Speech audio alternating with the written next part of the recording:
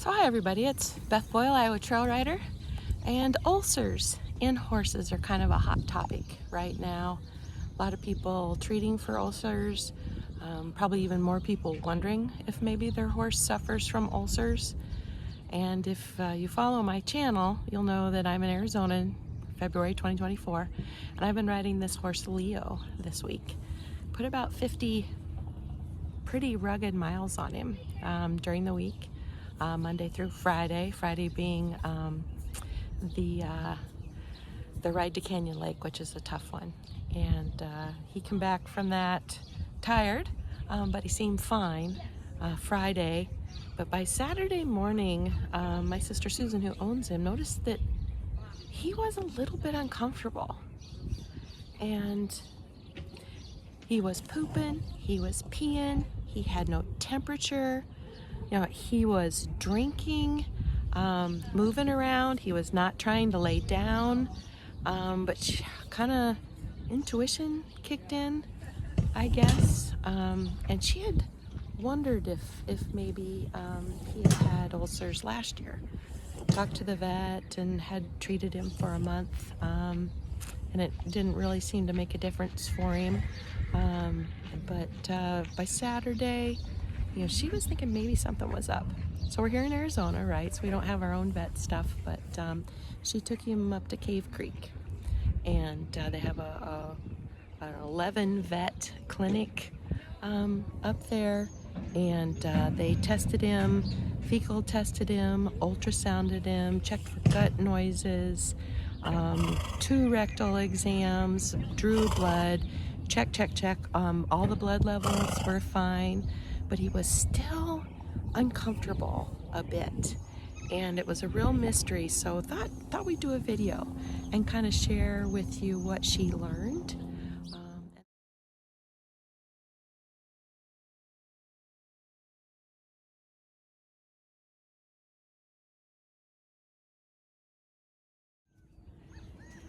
So another thing that I've noticed, I sat out here and watched Leo last night for a couple of hours in the evening. We were keeping a pretty close eye on him. And one of the things I noticed that he was going to the water tank frequently for little sips of water.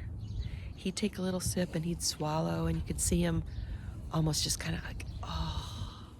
And he'd stand there, relax and everything.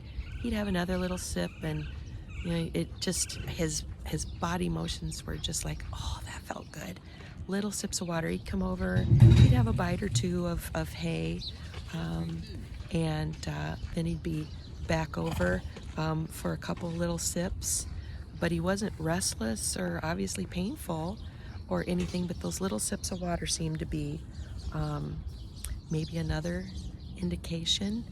And now, in retrospect, as I think about our ride on Friday was Canyon Lake, it's about 10 miles, so it's not a super long ride, but it's very rugged.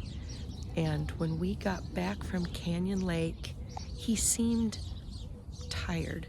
And I don't think I've ever seen this horse give any indication of tired. He's tough, very stoic, but unfortunately we had a flat tire on the trailer at Canyon Lake, and just took a little bit to get that tire changed. But he stood very still and just kind of not closed his eyes, but where his eyes are usually wide open, they were maybe like a quarter more closed than they were, and he just stood very still, which I didn't think too much about. We just had a hard ride.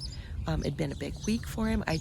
Never occurred to me, but when I look back and think, could I have noticed something about him? That's about the only thing really riding him, because I'm familiar with him being cinchy, and I know, some horses just are, and I talk to him and pet him and go real slow with him and everything, but that's really the only thing that I can think of. And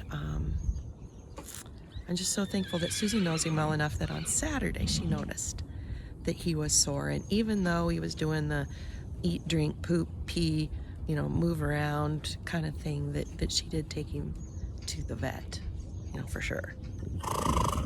So yeah, he just was so slightly off that it seemed like a good time to share this experience. Maybe somebody else that's wondering if their horse has ulcers can pick up a little nugget of knowledge maybe that will help.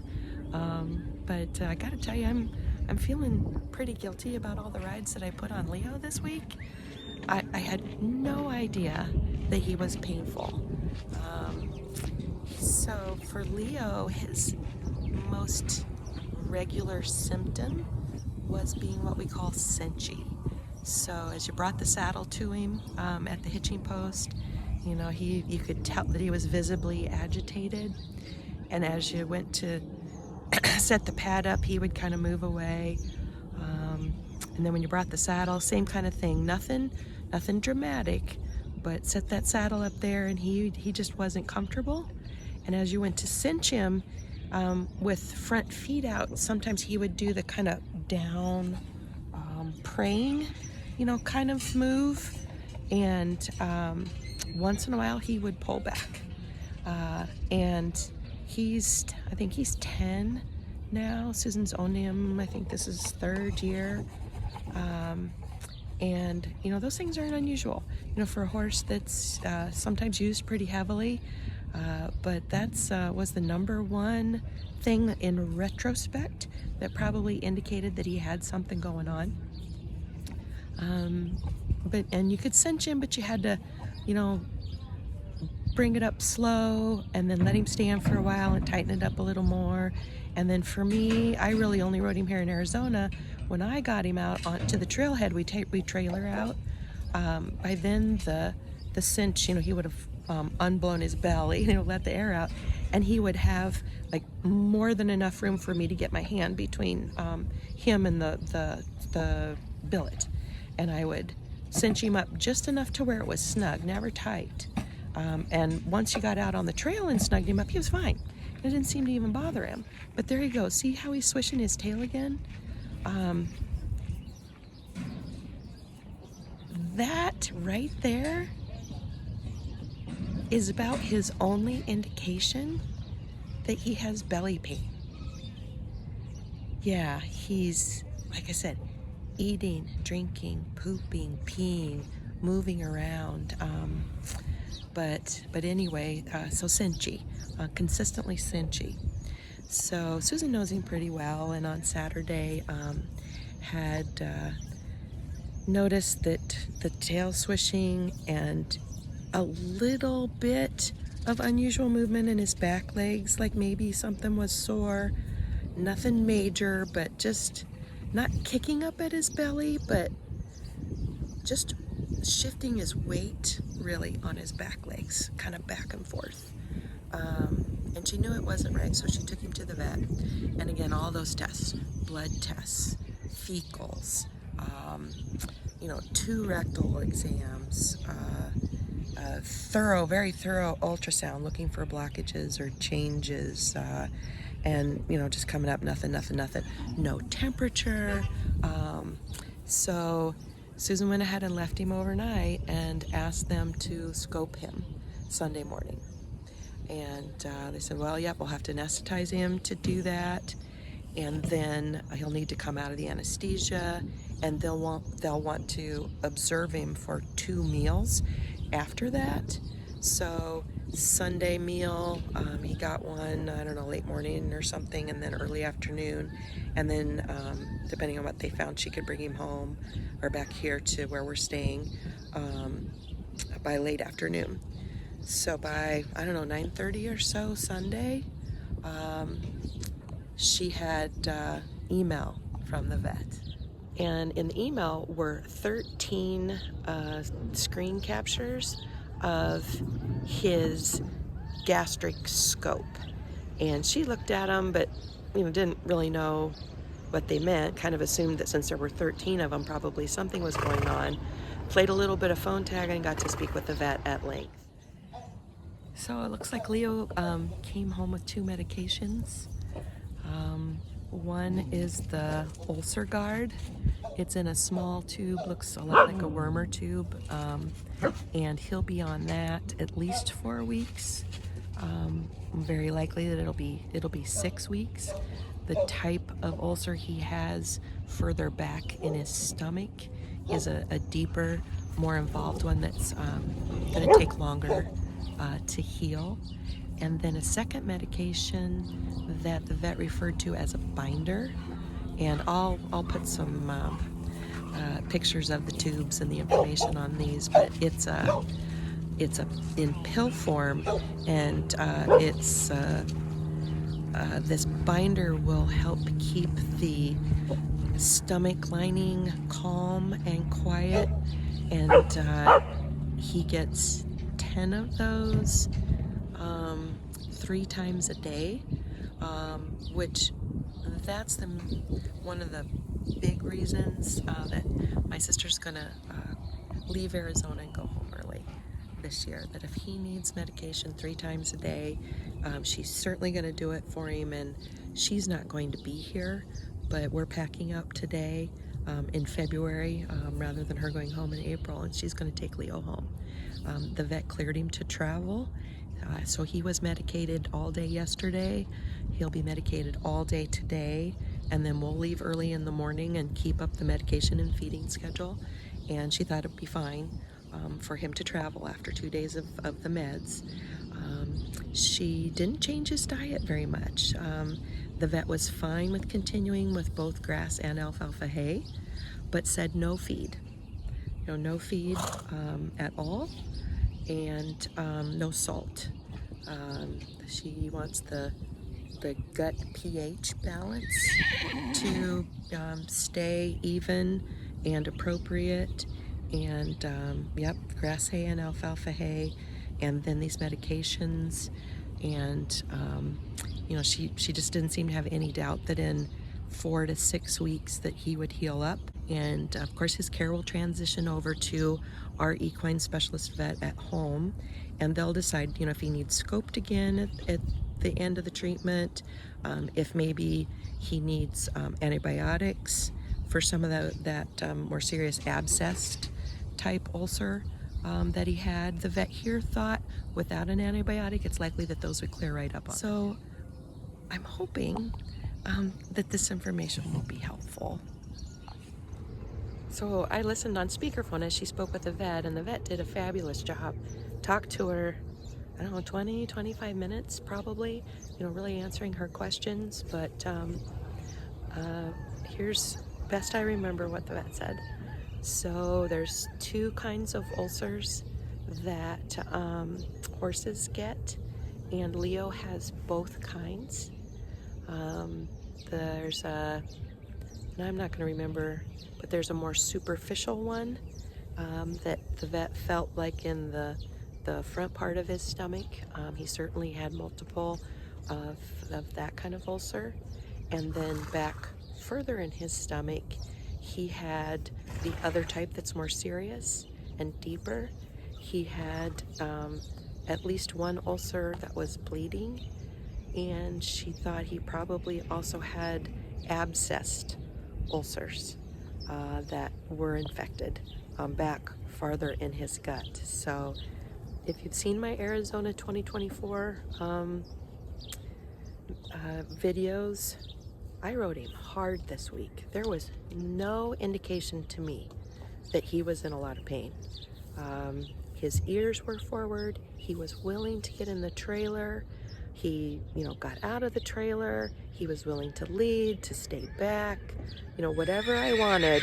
He was just his usual good self.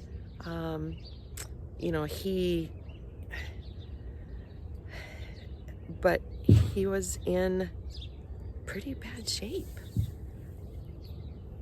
So that's why I wanted to do this video. Maybe somebody can get some hints and some clues. So the vet said, yep, 2 different kinds of ulcers. Went through the screenshots of them, and I'll see if I can get the screenshots. I don't know what they mean, but some of you out there might know, and I'll kind of tag them or add them into this video. It might be something even that you could show to your vet and have your vet tell you, okay, this indicates this or that. I won't be able to interpret them for you.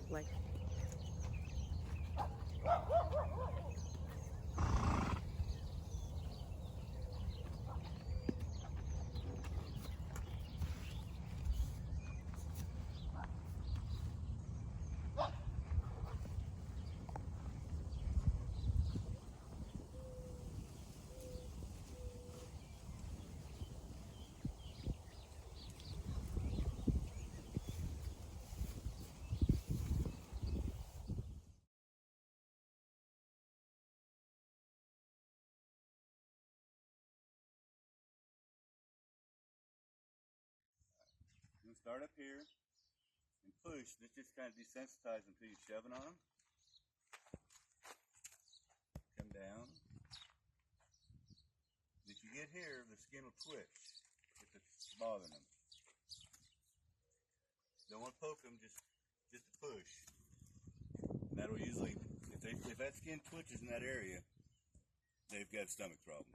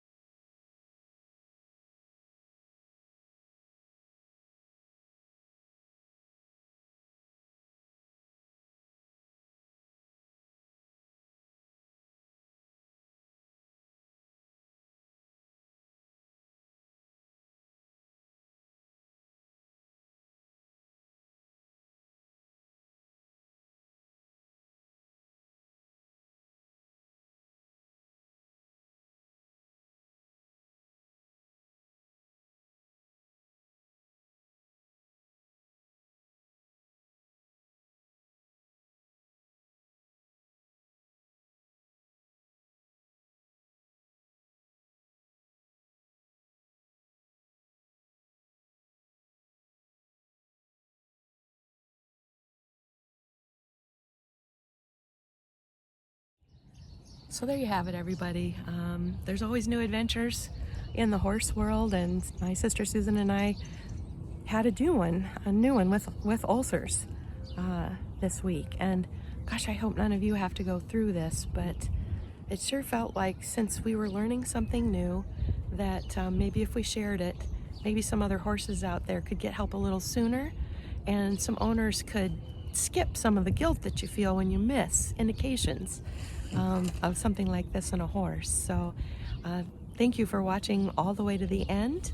If you've enjoyed the video, please give it a thumbs up.